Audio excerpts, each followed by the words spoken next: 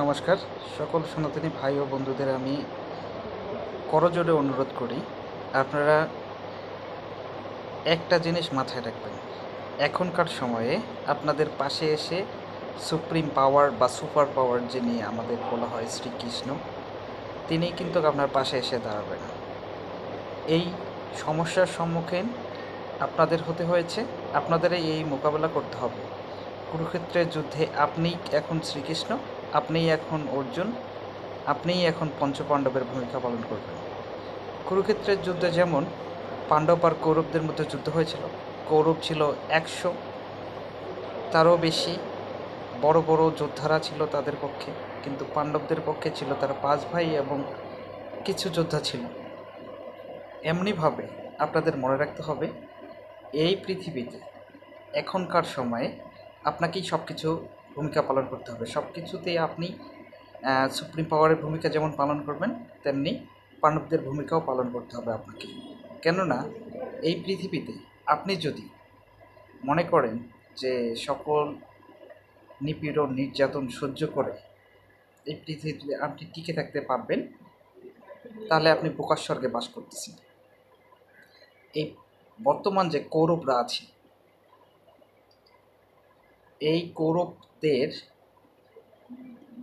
সঙ্গে যুদ্ধ করতে হলে আপনাদের প্রথমত লাগবে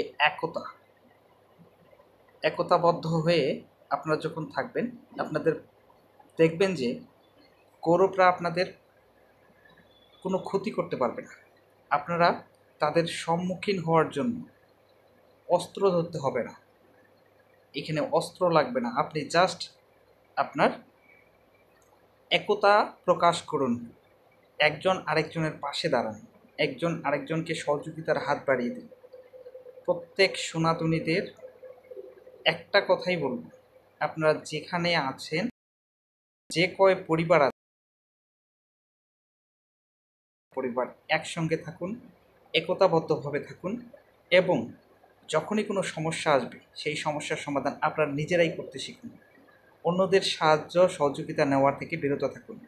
অন্য গোষ্ঠীর কাছে আপনি যে তার দ্বারে দ্বারে ঘোরার থেকে নিজের সমস্যা নিজেই সমাধান করতে শিখুন।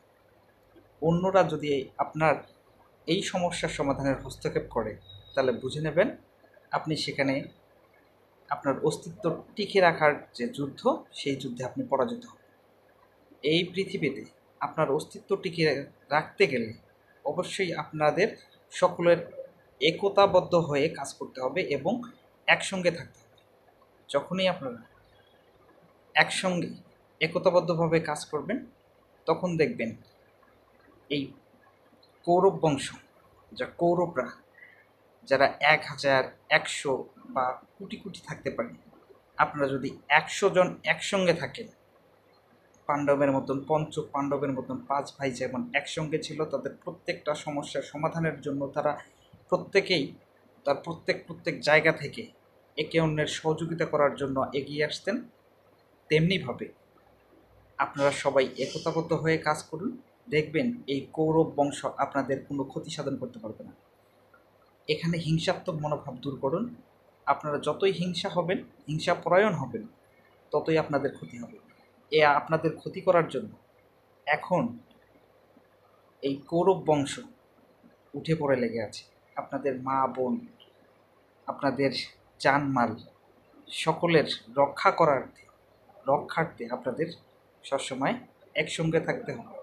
আপনাদের এই একসঙ্গে থাকার কোনো বিকল্প বর্তমান নাই। বর্তমান যদি আপনারা মনে করেন যে এই একসঙ্গে না থেকে সেপারেট থাকবেন, তাহলে দেখবেন যে আপনাদের ভিতরে এই শত্রুরা ঢুকে পড়েছে, আপনারা এই শত্রুদের হাত থেকে রক্ষা পাবেন না। তাই আমি আবারও করজোড়ে অনুরোধ করব, আপনারা সকলেই একতাবদ্ধ হয়ে কাজ করুন, একে অন্যের পাশে থাকেন, প্রত্যেক সনাতনীদের সঙ্গে থাকুন এবং সকলের জায়গা থেকে সাহায্যের হাত একে অন্যের প্রতি বাড়িয়ে দিন।